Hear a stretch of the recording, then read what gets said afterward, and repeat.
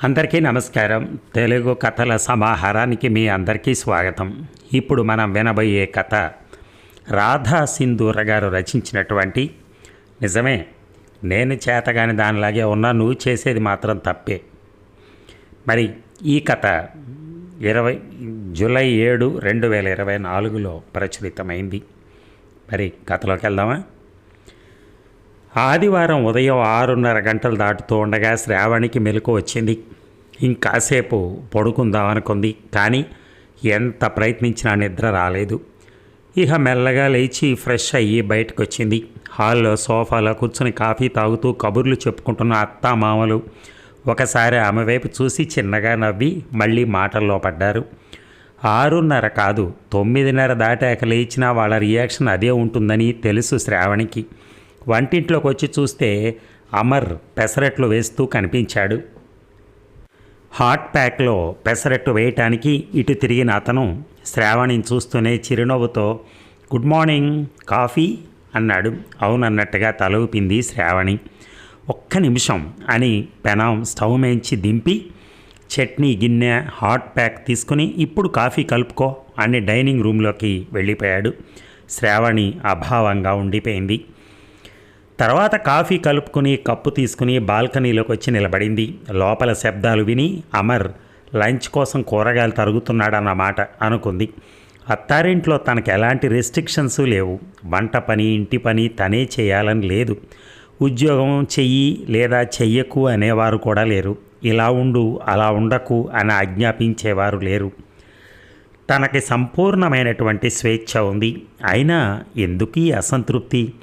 తను కోరుకున్నది ఇలాంటి జీవితమే కదా. అసలు తన ఆలోచనలో తప్పుందా? ఎంత ఆలోచించాకనే కదా ఈ నిర్ణయం తీసుకుంది తను అనుకుంటూ నిట్టూర్చింది శ్రావణి. శ్రావణిది ఉమ్మడి కుటుంబం. ఆస్తిపరులు కాకపోయినా మంచి పేరుకు మాత్రం లోటు లేదు. ముఖ్యంగా శ్రావణి తల్లి శారద గురించి బంధువులందరూ మంచిగా చెప్పారు. ఈ సంబంధం వచ్చినప్పుడు అమర్ తల్లిదండ్రులు నరసింహం, సుశీల కుటుంబం ఎలాంటిది, అమ్మాయికి అబ్బాయికి ఇష్టమేనా అని మాత్రమే ఆలోచించారు. శ్రావణి పెళ్లికి ముందే అమర్తో నేనెంతో ఇష్టంతో ఈ ఉద్యోగంలో చేరాను. నా జీవితం నాకు నచ్చినట్టు గడపాలి అనుకుంటాను. మిమ్మల్ని మీ కుటుంబాన్ని గౌరవిస్తాను. అలాగే మీరు కూడా నన్ను తక్కువగా చూడరని అనుకుంటున్నాను అంది. అమర్కి శ్రావణి అలా చెప్పటం నచ్చింది. అతని ఇంట్లో కూడా ఎదుటి వారి మీద పెత్తనం చేయటం ఎవరికీ ఇష్టం లేదు. పెళ్లి చక్కగా జరిగింది. శ్రావణి అత్తారింటికి వచ్చింది. నెల రోజులకే అత్తమావలకి కోడలి ప్రవర్తన కాస్త ఇబ్బందిగా మారింది. అలా అని శ్రావణి వాళ్ళనేం అనేది కాదు, కానీ ఏదో దూరం. తనకు కూర నచ్చకపోతే మళ్ళీ ఇంకొక రకం చేసుకునేది. పోనీ నాకు ఫలానా ఇష్టం అని చెప్తే అలాగే చేద్దాం అనుకుంటే అలా కూడా చెప్పేది కాదు. మొహమాట పడుతుంది అనుకుని అమర్ శ్రావణి రోజు మరిద్దరం కలిసి వంట చేద్దామా, నీతో గడిపినట్టుంటుంది అంటే సరే అంది శ్రావణి. కానీ అన్ని విషయాల్లోనూ ఇంతే. ఏదైనా చెప్పబోతే నాకు అలవాటు లేదనో ఇష్టం లేదనో ముక్తసరిగా చెప్పేది. కొత్త కదా అని వాళ్లే కలుద్దామనుకున్నా కుదిరేది కాదు. కనీసం ఆమె ఇబ్బంది ఏమిటో తెలుసుకుందామనుకున్నా ఆమె అవకాశం ఇచ్చేది కాదు. ఒకరోజు ఇంటికి బంధువులు వచ్చారు. శ్రావణి పనుందంటూ గదిలోంచి బయటికే రాలేదు. వాళ్ళ మర్యాదలన్నీ సుశీలే చూసుకుంది. కోడల్ని చూడాలనే వచ్చాం కానీ అవ్వనే లేదు అంటూ వెళ్ళారు వాళ్ళు. ఆ మాటలకి అమర్ బాధపడ్డాడు. అసలు శ్రావణి ఎందుకు ఇలా చేస్తోంది అనుకుని గదిలోకి వెళ్ళి ఆమెనే నేరుగా అడిగేశాడు. ఎందుకు రావటం, మర్యాదలు జరిపించుకుని మళ్ళీ నాకు వాళ్ళు వంకలు పెట్టడానికా అంది శ్రావణి. ఆ మాటకు అమర్ చిరాగ్గా అసలు వాళ్ళతో ఒక్క మాటైనా మాట్లాడకుండా వంకలు పెడతారని ఎలా అంటావు? ఇప్పుడు మాత్రం నీ గురించి ఏమనుకోరా? వచ్చి పలకరిస్తే నీ తప్పు ఉండేది కాదు. ఇప్పుడు నువ్వే వాళ్ళకి అవకాశం ఇచ్చావు అన్నాడు. నాకు ఇష్టం లేదంటే అర్థం చేసుకోరే మీరు? ఇంకేం అర్థం చేసుకోవాలి? అర్థం చేసుకోవడం అనేది రెండు వైపులా ఉండాలి. మీ అమ్మగారు చూడు అందరినీ కలుపుకుని ఎలా ఉంటున్నారో, నువ్వు అసలు ఇంట్లో మనిషిలా ఉంటున్నావా అన్నాడు కోపంగా. ఆ మాటతో శ్రావణి ఆవేశంగా ఓహో అర్థమైంది, నేను మీకు సేవలు చేయటం లేదనేగా. మీకు కావాల్సింది మీరు మీ వాళ్ళు చెప్పినట్టు నడిచే ఒక రోబో అంతే అని గెస్ట్ రూమ్లోకి వెళ్ళి తలుపేసుకుంది. అంత అర్థం లేకుండా మాట్లాడుతున్న భార్యకి ఎలా నచ్చ చెప్పాలో తెలియలేదు అమర్కి. పడుకుందన్న మాటే కానీ మర్నాడు ఏం గొడవ అవుతుందో అని భయంగానే ఉంది శ్రావణికి. తను కావాలని అలా అనలేదు. అమర్ అలా అనుకునే మనిషి కాదని తెలుసు, కానీ అతన్ని గెలవనివ్వకూడదు అనే ఆవేశంలో అలా అనేసింది. కానీ మర్నాడు ఎవరు ఏమి అనలేదు, కానీ అప్పటి నుంచి తను ఏం చేసినా ఎలా ఉన్నా పట్టించుకోవటం లేదు. అలా అని దెప్పటం, మాట్లాడకుండా ముభావంగా ఉండటం కూడా లేదు. ఏదో పరాయి వ్యక్తికి గౌరవం ఇచ్చినట్టుగా ఉంది. అడిగితే చెప్తారు, లేదా లేదు. అప్పటినుంచే శ్రావణికి ఈ బాధ. నిన్నెవైనా తిడుతున్నారా, కొడుతున్నారా?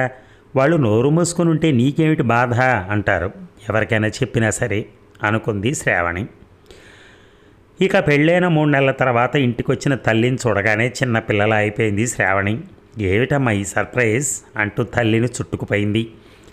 ఏం లేదురా, ఈ ఊరిలో పెళ్ళికి వచ్చాను, నీ మీద బెంగతో ఒకసారి చూసిపోదామని వచ్చాను అంది శారద.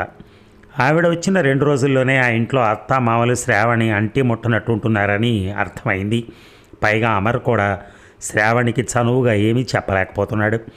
మర్నాడు సాయంత్రం తెలిసిన వాళ్ళ ఇంట్లో ఫంక్షన్ ఉంటే అమర్ అతని తల్లిదండ్రులు వెళ్ళారు. అమర్ తల్లి సుశీల శ్రావణి తల్లిని పిలిచింది, కానీ నీరసంగా ఉందని రాలేనంది. తనను పిలిచిన సుశీల కోడల్ని పిలవకపోవటం చిత్రంగా అనిపించింది శారదకి. వాళ్ళు వెళ్ళాక ఆవిడ శ్రావణితో, నువ్వు కూడా వెళ్ళాల్సింది, మీ ఆయన బాధపడతారు అంది. అంత లేదు అక్కడ, అలా ఏమనుకోరు అంది శ్రావణి. ఏంటమ్మా అలా అంటావు? మనసులో ఏదైనా బాధ ఉంటే నాకు చెప్పు తల్లి అంది శారద. ఆ మాటతో శ్రావణి జరిగిందంతా చెప్పింది. అంతా విన్నాక శారద, నువ్వెంతో తెలివైందని అనుకున్నాను. నీకు నచ్చినట్టు ఉండటం అంటే ఒంటి పిల్ల రాకాసిలా ఉండటమా? ఈ పాడు ఆలోచన నీకు ఎలా వచ్చిందే అంది కాస్త కోపంగా. నిన్ను చూసే వచ్చింది అంది శ్రావణి గట్టిగా. ఆ మాటకు శారద ఆశ్చర్యంగా చూస్తూ ఉండిపోయింది. అవును, చిన్నతనం నుంచి చూస్తూనే పెరిగాను. ఒక్కరోజైనా నీకు నచ్చినట్టున్నావా?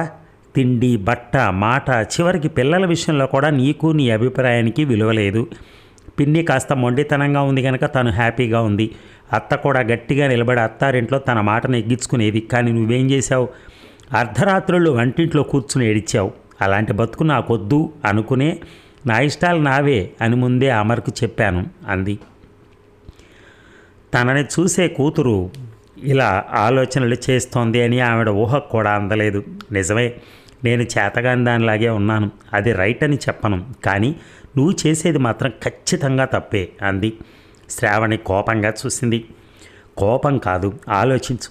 నీ ఇష్టాలని, అభిప్రాయాలని ఇంకొకరు గౌరవించాలని నువ్వు అనుకున్నట్టే అవతల వాళ్ళు కూడా అనుకుంటారుగా. నా పరిస్థితులు వేరు, నీ పరిస్థితులు వేరు. పిడుక్కి బియ్యానికి ఒకే మంత్రం కాదు. నేను మాట్లాడకుండా తప్పు చేస్తే నువ్వు వాళ్ళని మాట్లాడనివ్వకుండా చేసి తప్పు చేస్తున్నావు. దారిలో అడ్డంకులు ఉంటాయన్న భయంతో అసలు అడుగే వేయకుండా ఆగిపోతున్నావు. దీనివల్ల నీకే కాదు, నీ భర్తకు, అత్తామామలకు ఎవరికీ సంతోషం ఉండదు. మీ బంధంలో బలం ఉండదు. ఒక్కసారి వాళ్ళు నీ అత్తామామలని, ఇది నీ అత్తిల్లని కాకుండా ఇది నా ఇల్లు, వాళ్ళు నా భర్తకి జన్మనిచ్చిన వారు, నాకు తల్లిదండ్రులతో సమానం, వాళ్ళని నేనే చూసుకోవాలి. పరస్పర ప్రేమాభిమానాలతో మా ఇల్లు నవ్వుల నావలా ముందుకు సాగాలి. ఇందుకు ప్రధాన బాధ్యత నాదే అనుకుని ఆలోచించి చూడొక్కసారి. శ్రావణి మౌనంగా గదిలోకి వెళ్ళిపోయింది. కూతురు ఆలోచించుకోవటానికి, తప్పు తెలుసుకోవటానికి కొంత సమయం అవసరమని శారద కూడా కదిలించలేదు.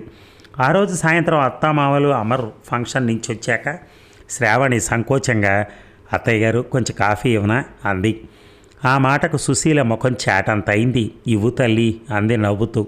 శ్రావణి కాఫీ కలుపుతూ, నేను మాట్లాడితే ఎంత సంతోషించారు ఆవిడ. కోడలు మాట్లాడిందనే ఆనందమే తప్ప నిన్నటిదాకా నేను మాట్లాడలేదన్న కోపమే లేదు. వాళ్లతో కలుపుగోలుగా ఉంటే తనకు అసంతృప్తి తగ్గింది.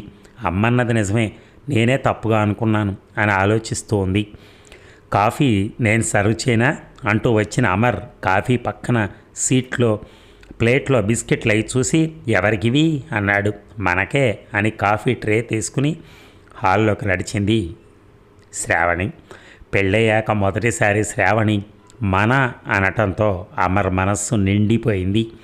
అత్తయ్య గారికి ఫోన్ చేసి సాయం అడిగి మంచి పని చేశాను అని అనుకుని తను కూడా బిస్కెట్ల ప్లేట్తో నడిచాడు అమర్.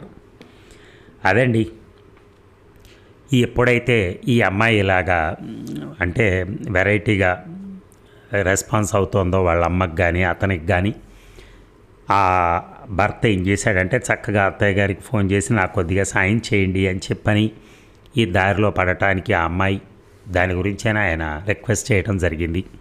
దాని మీద ఆమె రావటం, ఈ సమస్యల్ని సెటిల్ చేయటం అన్నీ జరిగినాయి. ఇవన్నీ ఆమెకు తెలియకపోవచ్చు, అన్నీ తెలిసినా కూడా మళ్ళీ అది వేరే ఇంకొక కోణంలోకి వెళ్తుంది. అలా కాకుండా ఆయన చాలా గప్చిప్గా ప్రశాంతంగా కంప్లీట్ చేసి వాళ్ళ అమ్మ, ఆయన, భార్య ముగ్గురు సరిగా ఉండేటట్టుగా చూసుకున్నాడు. అదే లైఫ్ అంటే. మనం బయట కనపడం యాక్చువల్గా కొంతమంది మగాళ్ళు ఏం చేస్తున్నారో కూడా కనపడదు, కానీ మంచి కోసమే చేస్తారు. అందరికిలాగా ఏదో గొప్పలు చెప్పేసుకోవటం, గోలగోలు చేసుకోవటం అలాంటివి ఉండవు. సైలెన్స్గా ప్రాబ్లమ్ని సెటిల్ చేసుకోవడానికి ప్రయత్నిస్తారు. అదే స్టోరీ ఇది. Thank you.